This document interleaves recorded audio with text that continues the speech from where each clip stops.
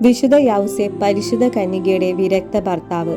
ദൈവം പരിശുദ്ധ കന്യകയെ അനാദിയിലെ തന്നെ തെരഞ്ഞെടുത്ത് അവളെ ദൈവമാതൃ പദവിയിലേക്ക് ഉയർത്തി. ദൈവജനനിയുടെ മഹത്വത്തിനെല്ലാം നിദാനം അവളുടെ ദൈവമാതൃത്വമാണ്. മനുഷ്യബുദ്ധിക്ക് ആഗ്രഹമായ അനേകം ദാനങ്ങളാൽ ദൈവം തന്റെ ദിവ്യജനനിയെ സമലംഘിച്ചു. ദൈവമാതൃത്വത്തിൽ പരിശുദ്ധ കന്യക സകല സൃഷ്ടികളിലും അതീതമാണ്. ദൈവമാതാവിന്റെ വിരക്ത ഭർത്താവായി ദൈവം തെരഞ്ഞെടുത്ത വിശുദ്ധ യൗസേപ്പിനും തതുല്യമായ ഒരു സ്ഥാനമുണ്ടെന്നുള്ളത് നാം അംഗീകരിച്ചേ മതിയാവൂ. ഭാര്യ ഭർത്താക്കന്മാർ പരസ്പര പൂരകങ്ങളാണ്. ഭാര്യയുടെ ഗുണങ്ങളിലും സമ്പത്തിലും മറ്റു നന്മകളിലും ഭർത്താവിനും, ഭർത്താവിന്റെ ഗുണങ്ങളിലും സമ്പത്തിലും മറ്റു നന്മകളിലും ഭാര്യയ്ക്കും അവകാശം സിദ്ധിക്കുന്നുണ്ട്.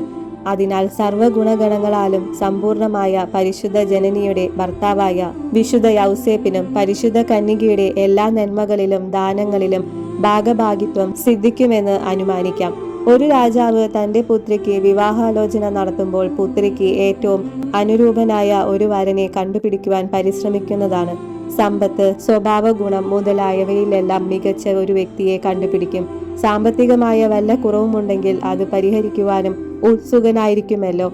രാജാതിരാജനും സർവഗുണ സമ്പൂർണനുമായ ദൈവം അവിടുത്തെ ശ്രേഷ്ഠകുമാരിയായ മറിയത്തിന് അനുരൂപനായ വരനായി തെരഞ്ഞെടുക്കുകയും സകല സൽഗുണങ്ങളാലും സമലംകൃതനാക്കുകയും ചെയ്തു വിശുദ്ധ യൗസേപ്പിനെ.